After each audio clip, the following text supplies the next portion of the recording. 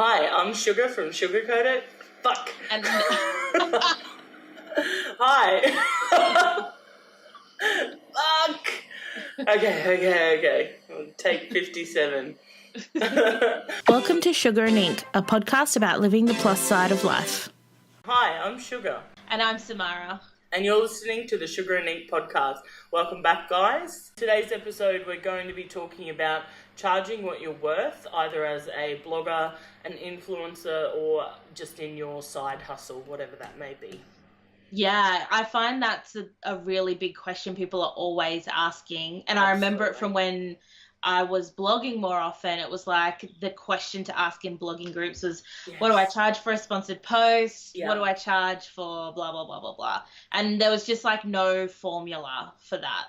Oh, and there really wasn't. I think a few different places started coming up with ideas or suggestions on how to figure it out. But yeah, especially back in 2009, 2010, no one knew what they were doing. And I think it's still something that a lot of people are just struggling to find the answer with. Yeah. Exactly, yeah. And I found I ran into that issue when I started my photography business, was like, where do I even start with prices for that as well? Yeah, that's it. Because especially when, like, you're a fairly new professional photographer as well, but you want to value the time that you're spending doing it, but you want to give value because you're new. And yeah, I think it's one of those questions that people will be interested to hear our thoughts on.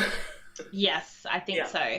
So let's start with you and your business, which is like consultancy and workshops and running people's social media and building websites. Yes. So how did you start in terms of charging yourself at the very beginning? Very badly, short version. I also spent a lot of time working for people for free, not in the actual literal working sense, but a lot of people spent a lot of time asking me to coffee or pretending to be my friend to pump me for info, you know.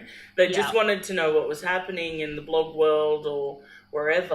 And, and so I gave up a lot of time and a lot of, coffees that turned into 2-hour consults for nothing. And in the end, I just had to get strict about that because I didn't have the time. A lot of people will listen to you talk for 2 hours or ask you questions for 2 hours and then never do anything either. So I really had to be a bit strict about that. So, I learned a lot. I've learned a lot. I think the kind of working for free thing, I know that was a big discussion at one point as well within blogging, was like writing for free, because there was, Mamma Mia at the time. People were not getting paid for their articles and people were so horrified. Yet I did a journalism certificate years ago before I blogged. And actually that's part of what you do as part of your studies, is to do stuff for free. Journalism was always a bit like that, as in getting your bylines. And so I can definitely get both sides of the coin on that. I think you have to build up experience working with people. You have to build up a portfolio, and if no one's willing to pay you, then you need to do that somehow.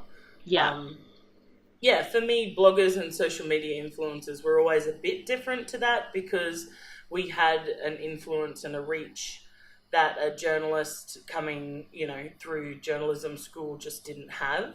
Whether that's right or wrong, but we had audiences that brands and businesses wanted to talk to. So in that sense, I think we were very different to a journalist with no platform, just trying to get their sea legs a bit. Yeah. And now that you, like you say, you kind of did the free coffees and you then at the end of it kind of going, I could have charged for that and those sorts of things. So when you then did start to charge, how did you work out what you were going to charge? Did you go on an hourly rate? Do you make it flexible based on the client or the person and their budget?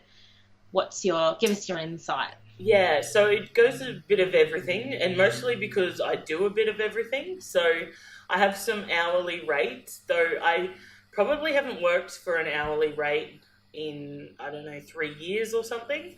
I just find if I give people an hourly rate, they can't see the value in that. Whereas if I say to them, this is the project and this is what I deliver and this is how much that costs, I think that seems to land a little better with people.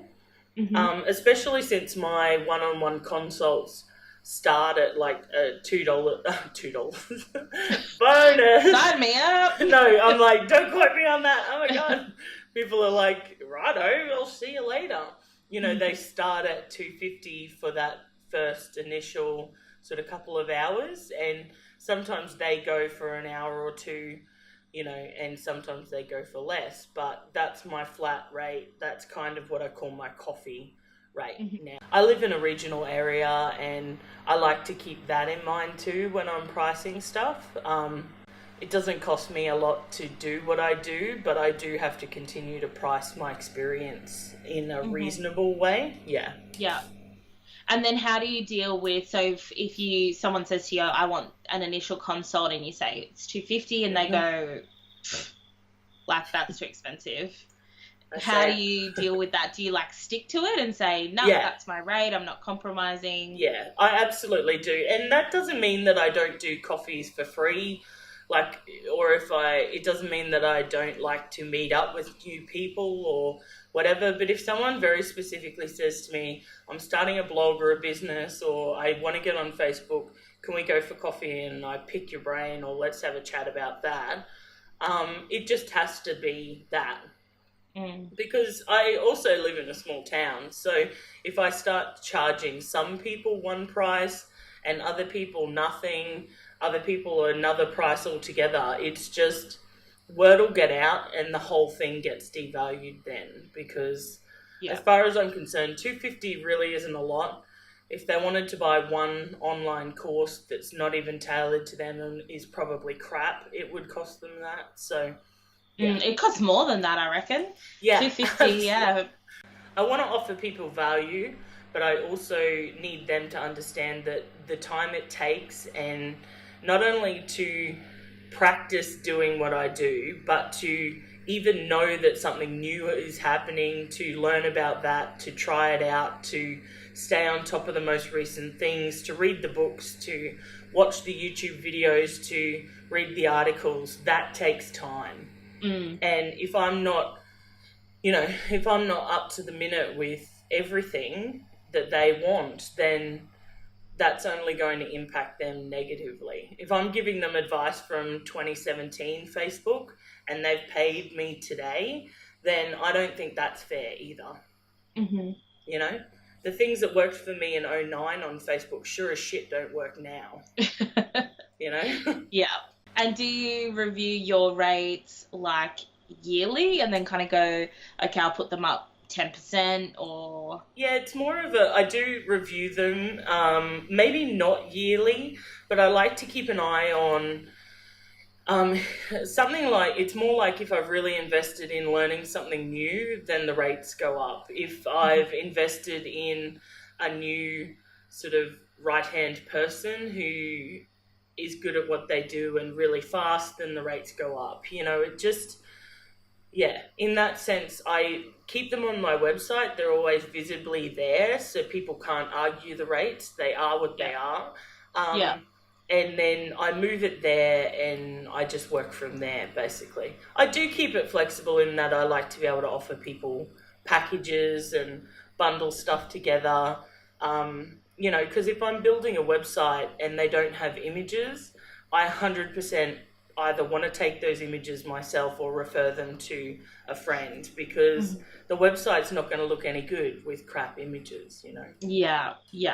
Affects the finished product. Yeah, 100%. You can't fill a Facebook page or an Instagram account when they have no content in terms of imagery or whatever. I could charge them $100 to manage their account if they delivered me all the content, but you know, most people don't. You don't get delivered that sort of stuff, so you have to incorporate content and all that sort of thing. Whew, that was long-winded.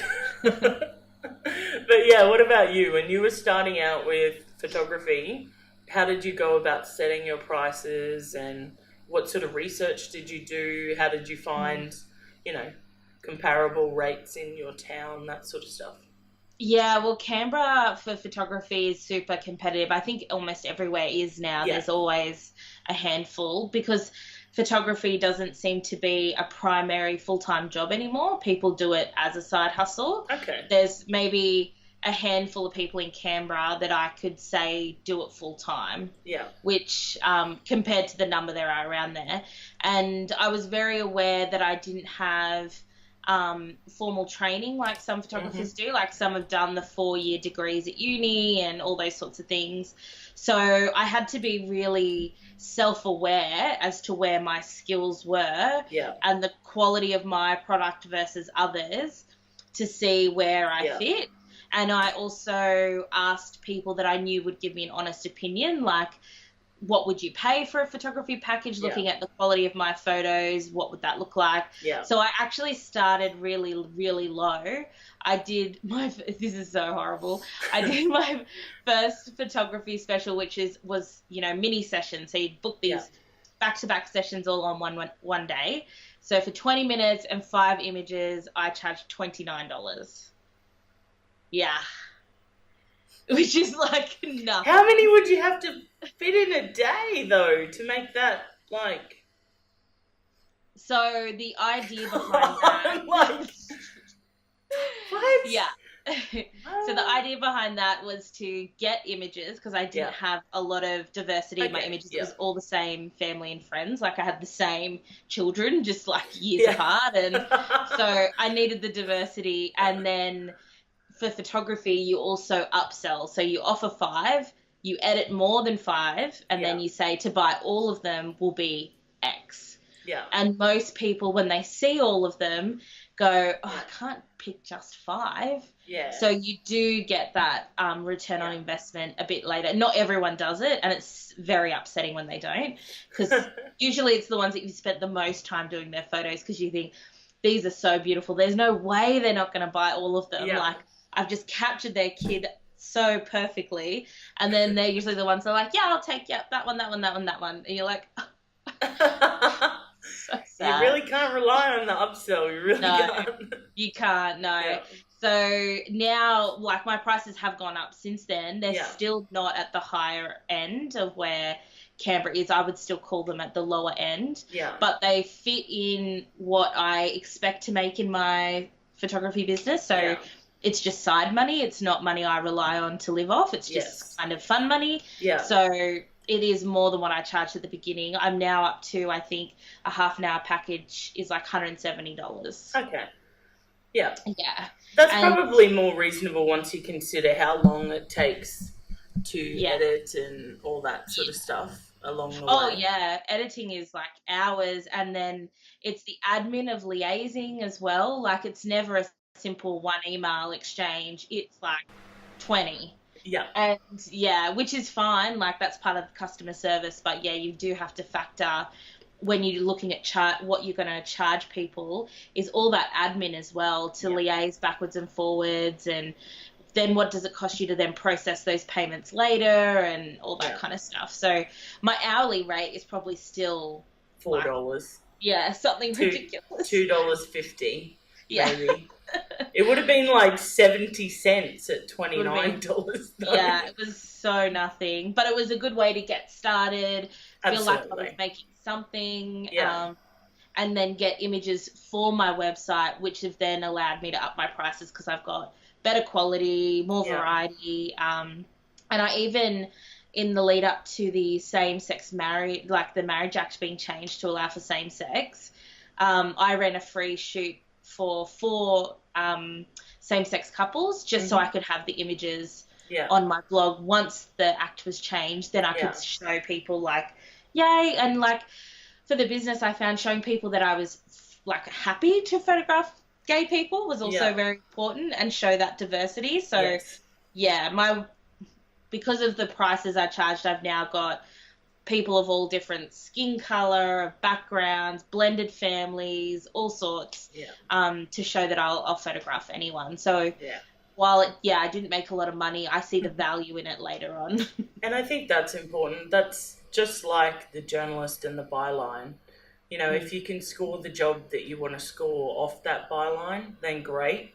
I think even Peter McKinnon on YouTube talks about how he, one of his main like collaborator brands now, they release all his merch and that through their shop. He used to buy their product, and so he'd photograph it and, you know, make sure he tagged them every time and stuff. And when they finally got a dialogue going, he was like, you know, I could do this for you, you know. You could pay me and you just send me the new stuff. And and so I think there's definitely value in a transaction like that. I think my problem has always been that people should be getting as much value as they're giving. You know, to a certain degree, you know, be a good person. But for sure. And I think you can recognize, like with some of those families that I was doing, I could tell there was a reason they came to me for the $29 package. And then you don't want to take advantage of that. You can't be like, well, I'm now going to charge you $500 for the rest of your photos. Like there's got to be a little bit of goodwill there to go. There's a reason some people choose a $29 package. Because all they can afford. And absolutely. The sentimental in me is like, everyone deserves beautiful photos of their families. And I'm like, I've thrown in 5 extras for free. I couldn't help it. I couldn't pick just 5, so you now got 10. You're welcome. And that's always a nice thing to do too, I think. And I reckon that would be the same for your packages and not doing the hourly rate is you can, if you finish earlier than you expect, you can probably throw things in for free, and that makes people feel really good about the transaction between you both. I think that's really important. I think as long as people leave working with me and feel like they have gotten value for their money and their time and whatever, that's important to me. It's also why I've got quite a scale of packages, I guess, in terms of there's some people who would really like to just have me confirm what they're already doing, you know, and for them it's worth paying someone for that peace of mind to know that they're heading the right direction and that, you know, the choices they're making about their branding and social media and the staff that are, you know, implementing it, if it's not them directly, are good choices. You know, some people just want to talk about what sort of content they should be generating. But then there's other people who are like, okay, we're going to use this 2 hours and you're going to tell me everything you know about Facebook ads. Go. You know, and that's fine. I'm like, righto, pour the coffee. I can talk for 2 hours about Facebook ads every damn day of the week. But, so I think as long as, and I keep coming back to the consults, but the workshops and that are the same. As long as people leave that transaction with me and they feel like they have gotten value and that they have something for themselves in what we've either talked about or what I've been able to do for them, that's important to me. And and sometimes that means that, you know, if we've been talking about Instagram, I'll make sure they have a copy of my workbook, you know, the one that I sell. I just send a link through and I'm like, well, take a look at this. This touches on everything we talked about. Keep it as a reference. Don't share it with your friends. They can buy it online, that sort of thing. Because then they know, you know, even though they've paid what they've paid, I'm actually giving them something that I value at about $25, and to them it's like a discount without being a discount, even though they may never have bought the book, you know? I think that's important. Being able to offer people value and deliver value, that to me, you could charge whatever you liked as long as people are happy with what they've received for that amount of money. Really. I have seen people use this strategy if they're hoping for their side hustle to be their full hustle, is, you know, that working out what annual salary could you live off, divide that down to if it's a product you're selling or a service, like how many hours or how many things you've got to sell each month, week, day, which seems like a lot of effort. I think Jenna Kuchar, who has the Gold Digger podcast, she does something very similar to that because she was doing pretty much running herself ragged during wedding season to make a full-time income, and or to just do the most weddings, basically. And so then when she sat down and said, okay, well, what do I need to live on? It turned out that instead of 25 weddings a season, she really only needed 15 or 12 or whatever. And so it gave her an opportunity to, refine her lead process and to just say, okay, well, I only have this many spaces, so they're of value to me and they should be of value to you. So, I think when you're infinitely available to people, I always say this to people who are always booked up, which I feel like that's been me this year. I'm like, I'm fully booked, sorry. I need more That's a good feeling to have. Yeah, but it's stupid. You either need to be charging more or you need more people, basically. Because, it's crazy to me to be turning people away, but at the same time, I also know what workload I can manage and deliver on the promises that I make, I think that's good. Like her advice of like how many sessions, and then you can see the value in those sessions a bit clearer rather than going, oh, well, I'll charge this amount because of whatever reason. You can go, no, this is what each session is worth.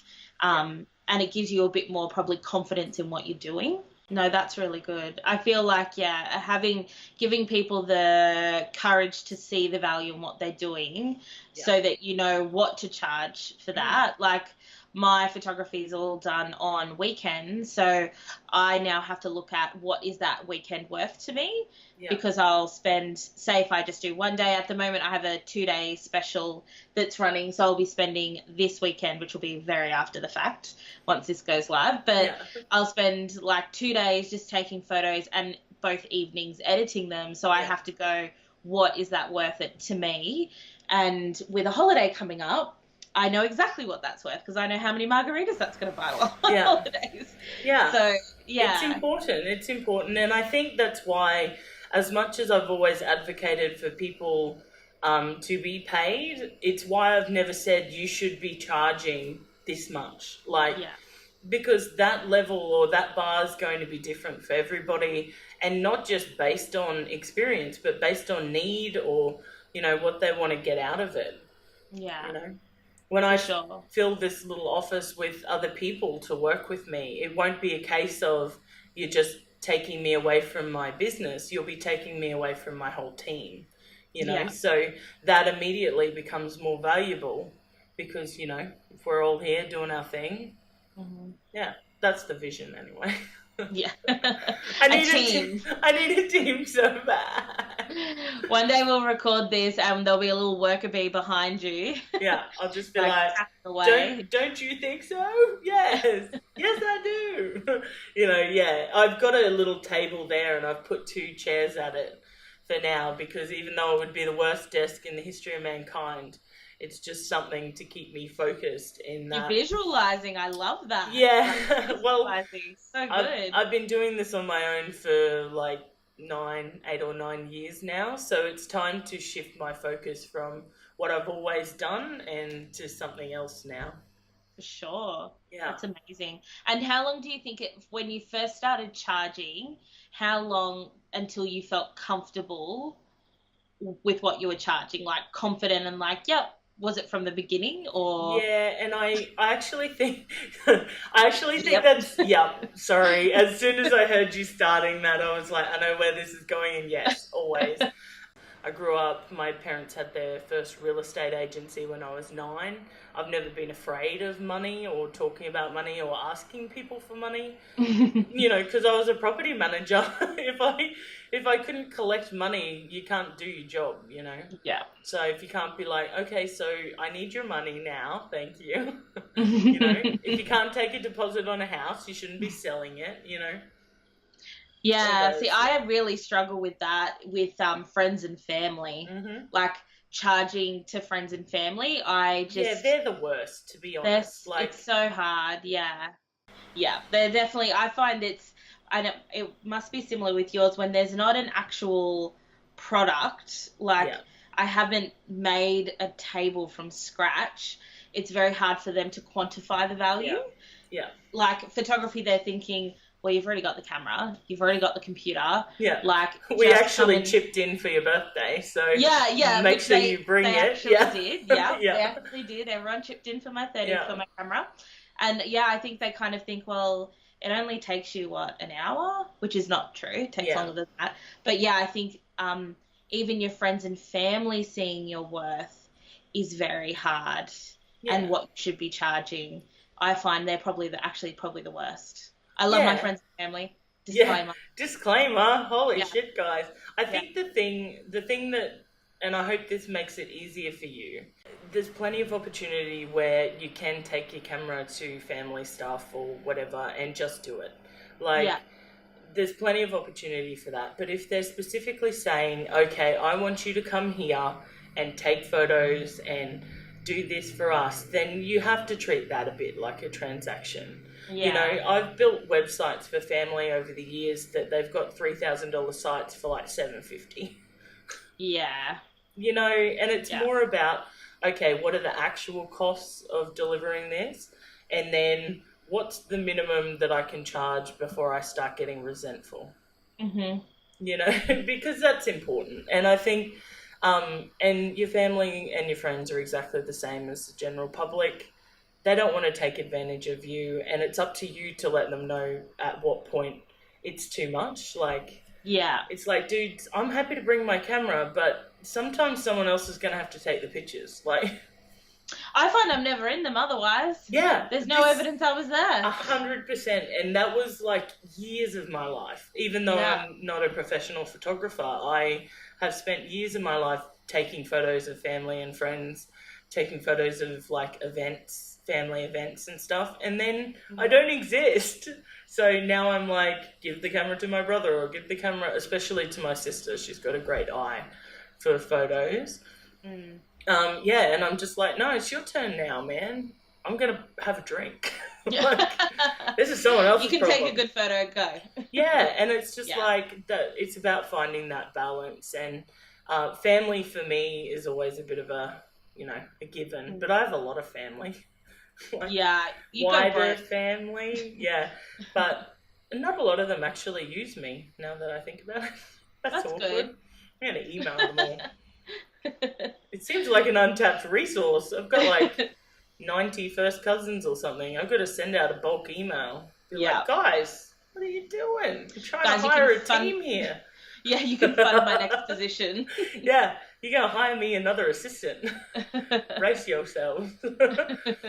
Actually, one thing I want to talk about before we finish is you touched on it a little earlier when people are like, oh, that's your price? And they're a little taken aback, or they're like, oh, I just thought we'd go for coffee. I'll shout. Like, it's fine. Thanks, man. That $5 coffee is really going to hit the sides, At least buy you breakfast. At least have one less meal to pay for. I know, right? You buy me some eggs and I'm yours. I'm so easy. That's an egg pun. I'm not easy. In terms of dealing with that, I think it's really important to not be embarrassed or to be confident in your pricing, and to be able to say, look, I understand to you that, that seems like too much, but here's what value I'm offering for that. Yeah, to be able to say, okay, this is what I offer. This is the value I'm bringing to the table. Here's why it costs what it does. Not that, well, I'm trying to pay for a whole team here, or I'm trying to buy myself some new shoes or margaritas or whatever. But like, this is the time and the experience and the value that I'm offering. And that's why it costs what it does. And if they are still in a position where they're like, can't see that value, which is very different to can't afford it, right? Yeah. Very good point. They share a little bit of the same line, because if someone values something and can see the value in it, then, they'll find a way a lot of the time. But then there's also the legit, I'll have to come back to you in a month or 2 or 6. Yeah. But then there's the people who are just like, yeah, but I could Google it. And I'm like, well, no, nice, enjoy your Google adventures. I actually think where else do you think all this information comes from in 2018? Everything is right there, but what you're asking me for is a cheat sheet. So it's going to cost this much money. So I think you just have to confidently stand in your prices and knowing the value that you offer and not be swayed by someone else not seeing that, and just being able to say, okay, well, thanks for the inquiry. Let me know if I can help you with anything else. See you, bye. Catch you. Yeah. And there will always be people I've found with the photography. Like I had like my current special, it's $59 for 20 minutes. Yeah. And then you can buy more photos later. And I had 2 people go, oh, does that include a USB? And I was like, no, that's how I make it cheaper, is there's no USB, you just download it online. Yeah. And they were kind of like, oh, well then how much for a USB? Quickly Googled how much to buy a USB from JB Hi-Fi and added that on. Yeah. And then it's too expensive. Oh, no, it's too expensive now. So I think there'll always be people that try and get something for free or by saying, oh, that's your price. They're trying to get it discounted. Yeah. And then it's up to you whether you feel you want to discount it, but don't let it shake your confidence that you're not worth what you're charging. Yeah, 100%. And I think discounting is really difficult, in my opinion. And when you're in business and really as a side hustle or whether you're going solo, you're dealing with people directly. So if you're negotiating a price and providing one person with a discount, then I always assume that everyone is going to find out. Yeah. You know, if I'm going to offer someone a consult for half price, I want to have a damn good reason that I'm doing it so I can justify it when the 10 other people I booked so far this year have said, well, dude, where was our discount? Yeah. You know, that's the number one reason that I just don't do it. Like, I have in the past discounted websites for various different things, community groups, all that sort of stuff. Yeah. But realistically, I just don't do it because I just think if I was that person who had paid and said, yes, I totally agree, Melissa, that's what you're worth, and then I was having a chat with someone, they're like, oh, well, she only charged me like half that, I would feel like crap. So my plan is to avoid that feeling ever being associated with my business. Yeah, that's a good one. I've also, along the lines of discounting with like I've got, you know, friends and family that ask me like, oh, my whatever club is having a charity night, can you donate a photo session for free? So that's a recent experience I had, and I was like, and a friend of mine had talked about a similar situation with her photography business, and her father actually said, set yourself like a pro bono budget. Yeah. So is your pro bono budget 3 sessions a year, or in someone else's case, 3 products a year that you'll give away for charity? Yeah. Because you can also write that off for tax if you like. But so you can have it, but don't be a bleeding heart for every charity. Yeah. Says someone who works for a charity. Which is awkward. I think it's important. I actually, even in my day job, when we get all those calls or marketing calls or whatever, I use that all the time. No, I'm sorry, we've already spent our charity or advertiser or marketing budget, but, you know, thanks for if you want to email the info through to be considered next time, please do. That sort of stuff. I totally agree with your friend's dad. You've got to draw a line in the sand, and you've got to be able to be like, okay, really clear about what you're offering to when it comes to that package, or in our case especially. I always offer what consults. You're comfortable losing. I don't offer websites because that makes sense. I haven't done a website yet that the people haven't said, oh, I just want a really simple, like 5-page, nothing more. And if I do a website below 20 pages ever, I'm surprised. Because even the people who are like, I only want like home, contact, and about. That's all I want. Those people, I've started adding a like per page extra cost. Because I'm just like, it's going to happen. I'm telling you, you're going to need 20 pages. Yeah. And they're like, no, we won't need 20. Next minute, they're rounding up to 25, and I'm like...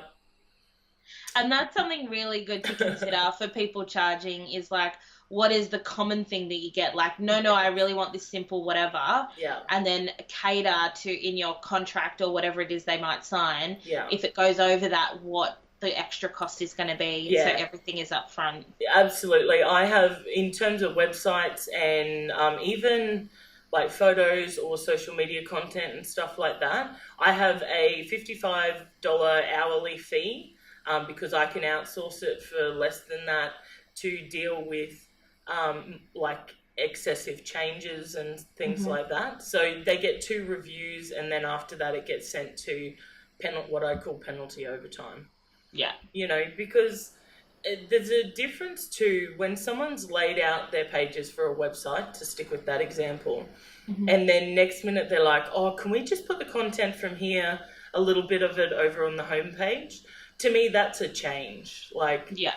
If it wasn't there, and if you're adding extra pages, and if you're, because each page has to be laid out. It's not just a cut and paste job. It's like each page, and then it needs to be incorporated in menus and all that sort of stuff. We always try to do a very basic SEO sort of thing on our stuff, make sure it ticks all the right boxes so it's not at least ringing any alarms. It's like, guys, welcome to penalty overtime. Yeah. And I'm not afraid to say that now.